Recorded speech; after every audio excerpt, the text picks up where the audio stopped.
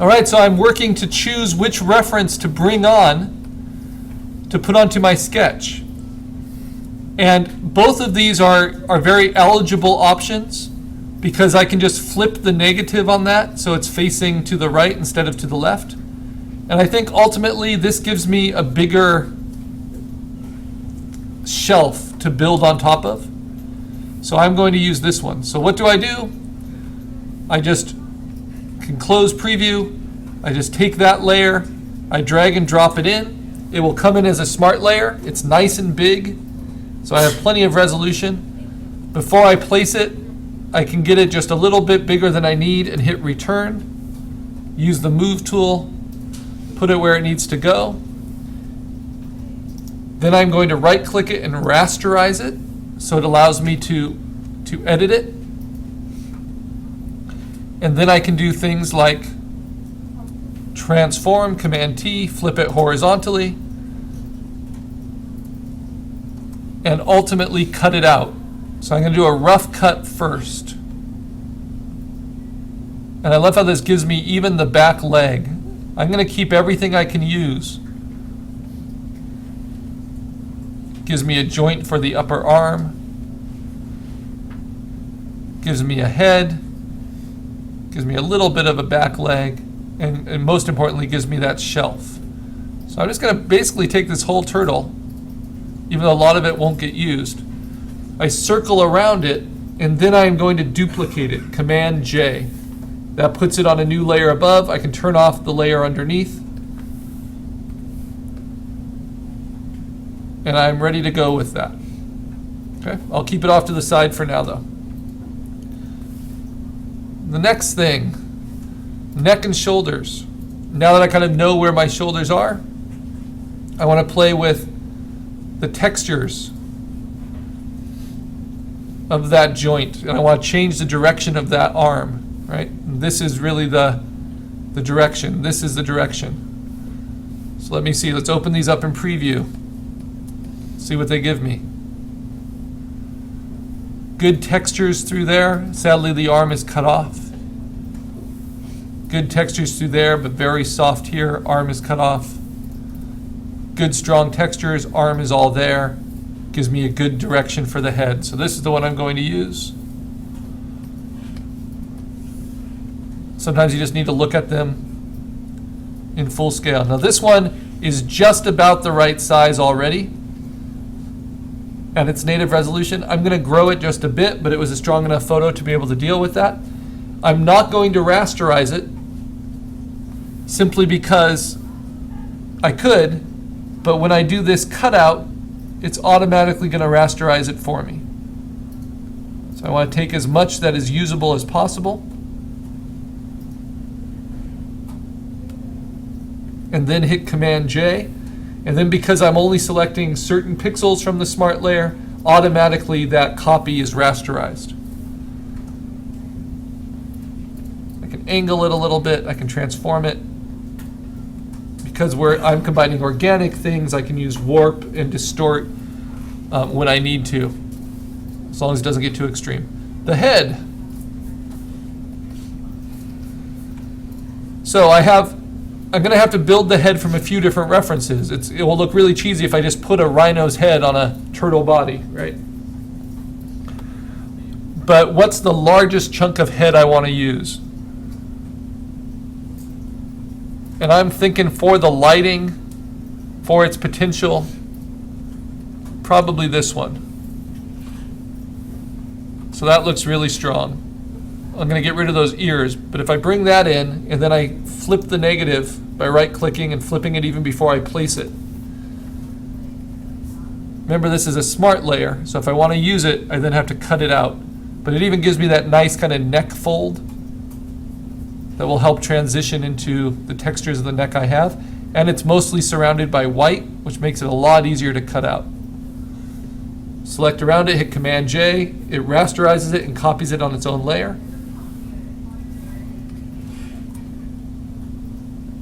Now I can shrink it down a bit. That's going to be my head. Just a little bit bigger than I need. Now the jaw, the mouth. I want the mouth open, inspired by this. These Komodo dragon mouths are great, but I need the right angle on them. Which one is right?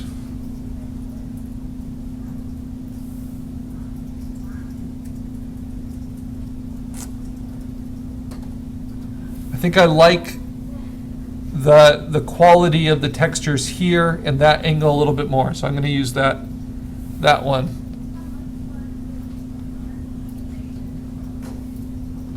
It's plenty big.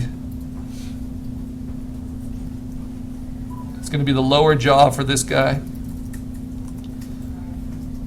I'm going to be changing the eye and moving the eye. And then what do I want from this? I want the upper lip. I want the lower neck. I want all that texture that I can use. Having more than you need is important. Duplicate that. And by the way, by duplicating it like that, I'm getting rid of those vertical and horizontal edges. That's going to help. Give you a little preview. If I just place that underneath, you'll see it's going to be that jaw on this head that I end up using. You can see why we need all this workspace. I've brought in quite a few now, not quite 5 yet, but it's a good time to save it. And it's not going to be my creature sketch anymore. Now this is going to be my assignment 2. Sometimes I call it a creature collage, even though it's a composite. To the desktop as a PSD. Now this one file will have everything in it that we need to work with. I was thinking of using this as teeth. It's not quite at the right angle, but I want to leave it there as an option. We get practice just by repeating ourselves. But for this, I only need to select the area which I think is useful, which is right there. Duplicate it with Command J. Turn off the layer behind, move it back. So that would be teeth in there. Oh, that looks creepy already.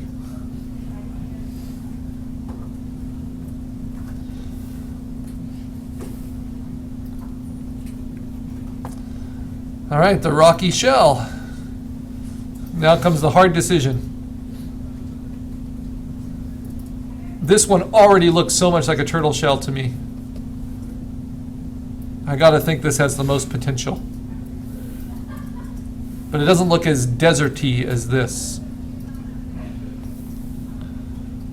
So that's tough. I might have to do some kind of combination of the two. So let me bring them both in.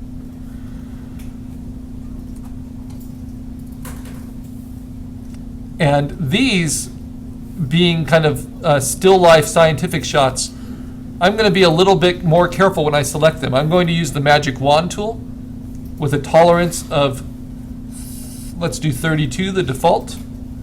Have contiguous turned on in my options. And then I'm just going to select all of the negative space around them. You see that? I'm going to use my lasso, hold down Shift, and add in that little signature. And then I'm going to say select inverse, so it switches the selection to only what's inside. And then I duplicate from that. And then it will cut it out very nicely for me. So that's a pretty refined cutout, not even a rough cut. You can shrink it down a little bit. I could even play a little bit with transforming it because it's rasterized because it was a duplicate. So this might be the back end of the shell. That's looking nice. Already kind of getting a palette going, these earth tones. Then if I bring this one in, same thing, more practice. It's not quite as large, it's just large enough. Squeeze it a little bit larger. I'm going to use the magic wand to select the background up, but because this is lighter, this is what you want to be careful with the magic wand. You see it's selecting actual rock content. So then I take the tolerance down, and I'll usually go from 32 to 12. And you see how 12 is almost just enough, but it's still cutting in right there. So then I take my lasso, I hold down Option to take away from the selection, and I draw that area in. Okay.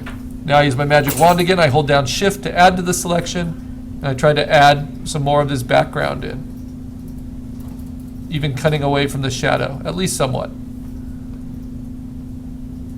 There'll be a lot of magic wand selection for this.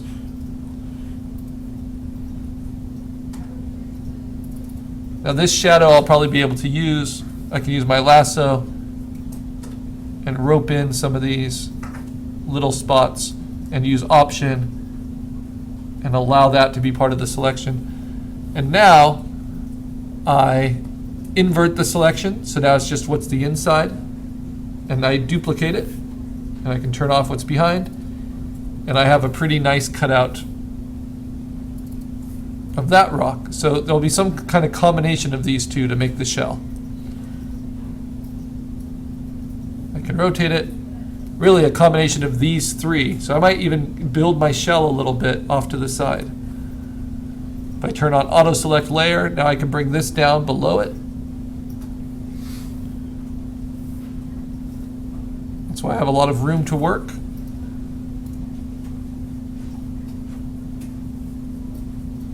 Then I can work on this layer, and I'm starting to put little components together.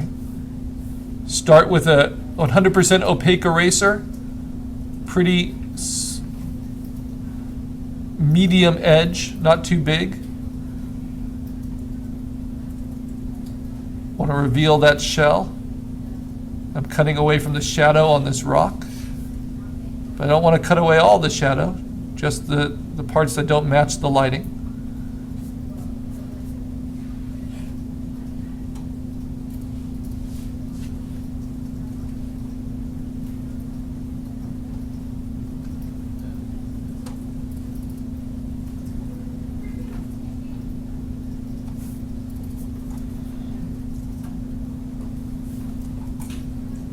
And I start to see how that's going to work.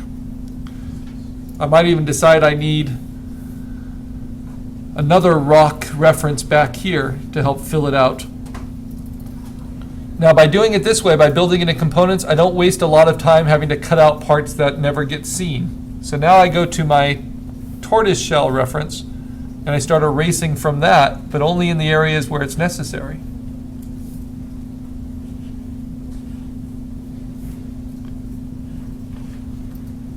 We have a slight lighting problem here, where it looks like there's shadow here and light here, and that light's coming from nowhere. So how do I solve that? Well, I take this rock and I try flipping it horizontally, and then repositioning it so that it matches the lighting a little bit better. And because it's organic, I can even stretch it, tilt it,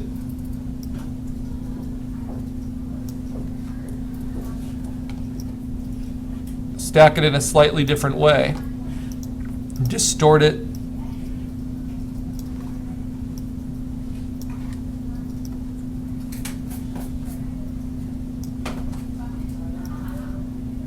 So it feels more appropriate in that position. And now you see the lighting matches a little bit better. Light coming from this side, shadow on that side.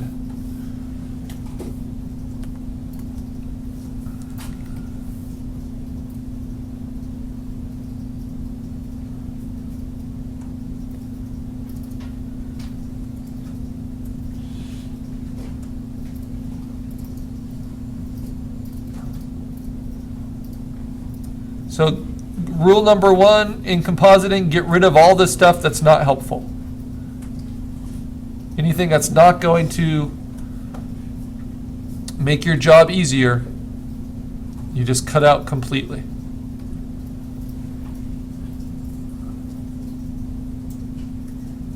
And then we'll start transitioning textures into textures, just like we did with our landscape. And colors and all of that. Okay, keeping them all separate layers. I now refine just by cutting them out with my eraser. And I can do this with the selection tools as well, but when the reference is not so cut and dry with a white background,